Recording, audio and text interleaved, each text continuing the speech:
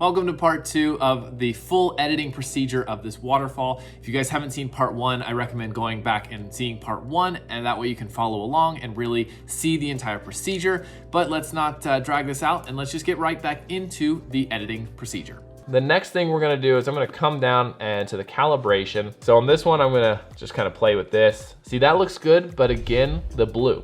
So I'm gonna adjust this because I really like that orange up in the top. Then I'm gonna go back to the HSL slider and I'm gonna take that blue out again.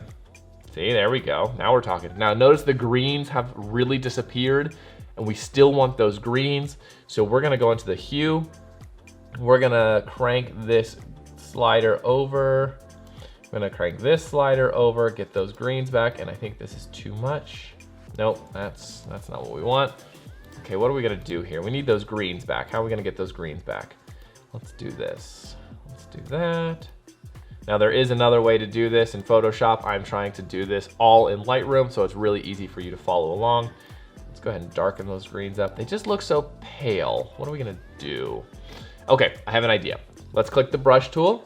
Let's go ahead and paint around here, just getting the greens.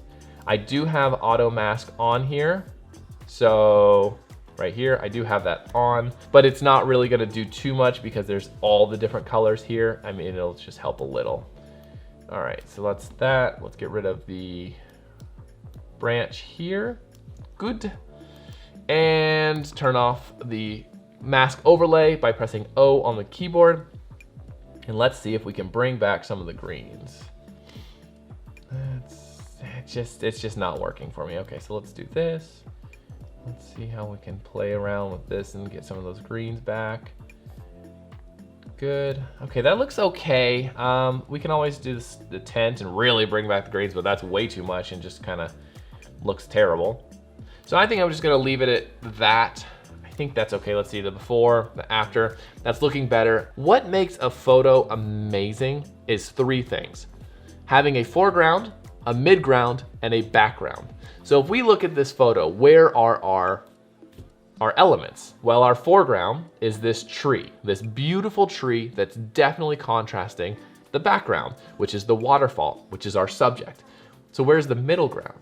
Well, the middle ground is the distance between the tree and the waterfall. So you have 3 key elements in this image that draws you through it and pulls you into the image. Now, moving on past coloring and stuff like that, I think we have a decent look. I'm gonna tweak this a little bit more later on, but I think we have a decent look right now. There's one thing that we can do to make a huge difference, and that is dodging and burning, really bringing back the color. So there's 2 ways I do this. The first thing I do is I click the graduated filter, do a graduated filter on the entire image, and we're going to lower the exposure about 28. Good. Then we're gonna come down here to range mask, click luminance, show luminance mask, and you see it covers the entire image. We're gonna take the range, the left is darks, the right is lights, and we're gonna pull it out of all the lights. So it just hits the dark parts. So notice the parts that are white do not have the lowered exposure. The parts that are red do have the lowered exposure, and the fade looks really nice. So that's good. So let's go ahead and turn off the luminance mask. Beautiful. Now let's go ahead and press new, and we're gonna put another one over here. And we're gonna brighten this one to about 0.29. Notice how it just looks terrible right now. Then we're gonna go here to luminance mask, show it, and then we're gonna pull this out of the blacks, out of the dark areas. I'm gonna pull it all the way over so it's just affecting the highlights and the midtones basically. And there we go. Now that looks a little too bright, so we're gonna just lower the exposure to 0.10, and that looks way better. So this little toggle switch down here, when you're in the graduated filter, turns these on and off. Turns the graduated filter on and off. So let's see, before, after, before, after. That adds way more contrast and makes the image look that much better. Okay, let's press done. Hey guys, me again from the beginning of the video, not the actual video. Anyways, it's the same me. But hey, I have a really big favor. If you guys could go ahead and like this video, it makes a big difference and I really appreciate it. But that was it. That's all I wanted to interrupt other Will really fast. So hit the like button and let's get back to it.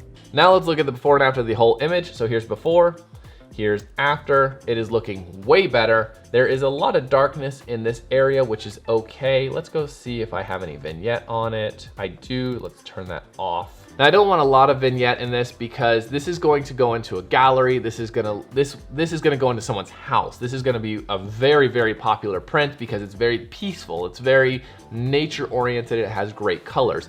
So my gallery is gonna absolutely love this one, but I have to make it realistic. I can't do crazy colors. I can't do crazy, these things that you see that look really, really cool on Instagram. They don't do good in galleries. They don't do good in fine art areas because they're very moody. They're not saying there's anything wrong with them, but people are looking for a very natural look. They're looking for accurate colors. They're looking for beautiful photos. They're not necessarily looking for a super moody photo because they want something that makes them feel good when they look at their house. So vignettes, use cautiously.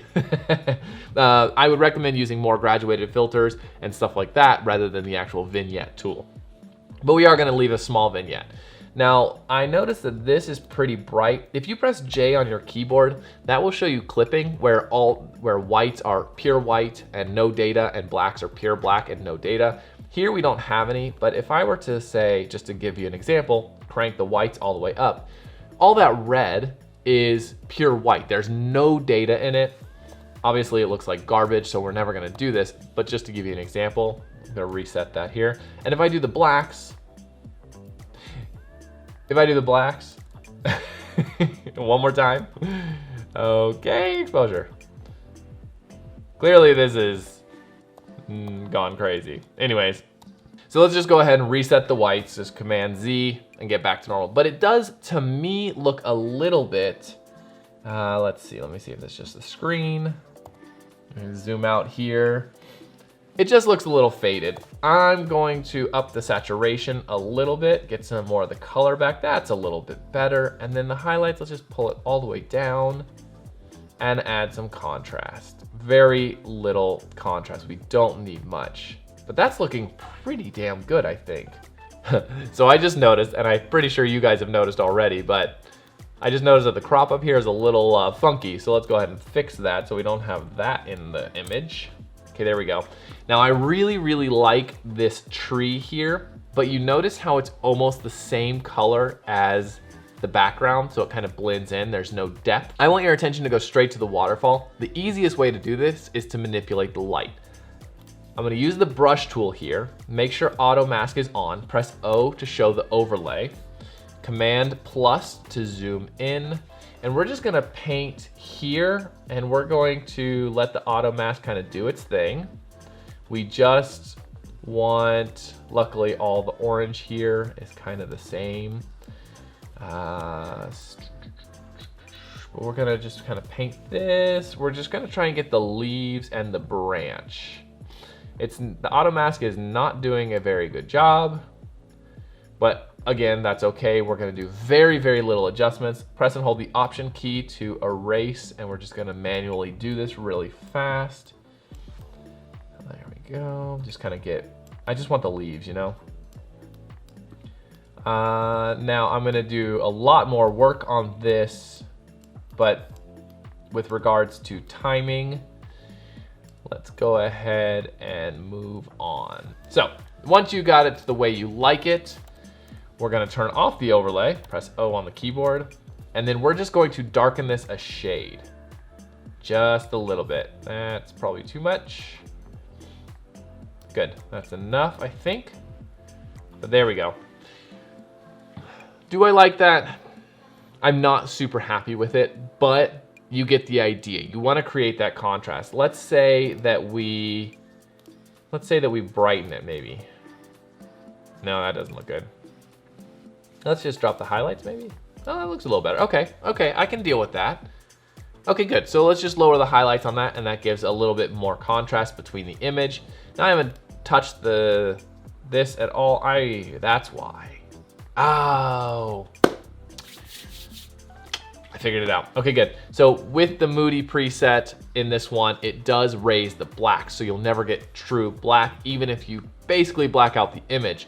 Okay, I know I'm interrupting again, But if you made it this far in the video, then I want to offer you the presets that I used on this photo for free. They're the dark and moody presets, and you can get them for free by just emailing me or clicking the link in the description. Either send me an email and say, hey, I want these presets, or click the link if I got that set up yet. Anyways, I'll email them to you, also the DNG files so you can put them in Lightroom Mobile. But that's it. Thanks for watching the video so long, and let's wrap it up. But it also creates very limited contrast in the image. It creates that faded look that's super popular these days. Not so much popular in the galleries. So with this one here, notice how now I have all these black parts here because I lowered the curve from here all the way down. Now I don't want to lower it all the way, but just a shade. And that looks good. Then we're gonna take this, we're gonna drop this one. There we go. Now we're talking. Yes. Much better. Okay, there we go. Look at this before, after. You see, the curves is a very, very powerful tool. Be very careful with it because it can make or break your image very, very quickly and very, very easily. So this is what we were missing. This is why it wasn't looking good. Now I am loving it. Look at this. Okay, so there is our image. That is much better. So let's see if it before, after. And there we go. That is the image. Okay, so let's see how I did. So here's the one we just did. Here's the one that I did the other day that I was actually really liking, but I'm honestly thinking I like this one more. I don't know, which one do you like more? Do you like this one more, or do you like the one I did before? Let's say this one is A and the other day's is B. So A or B, I'll throw them both up on the screen. Comment below which one you like more.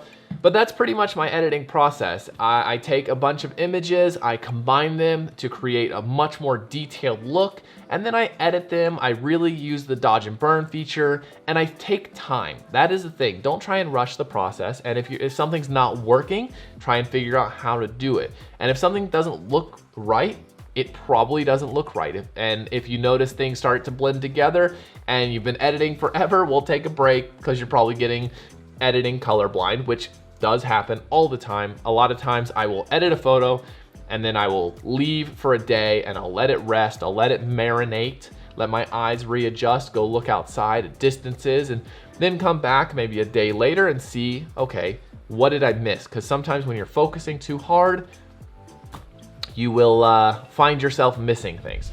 But that's it, guys. That's pretty much the process. I hope you enjoyed the video. Go ahead and give it a like if you didn't earlier. If you have any questions, let me know. Subscribe if you haven't already. I do videos like this every Monday at 7 p.m.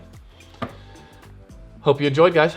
That was the process. You have now seen behind the curtain. I'll see you guys next week.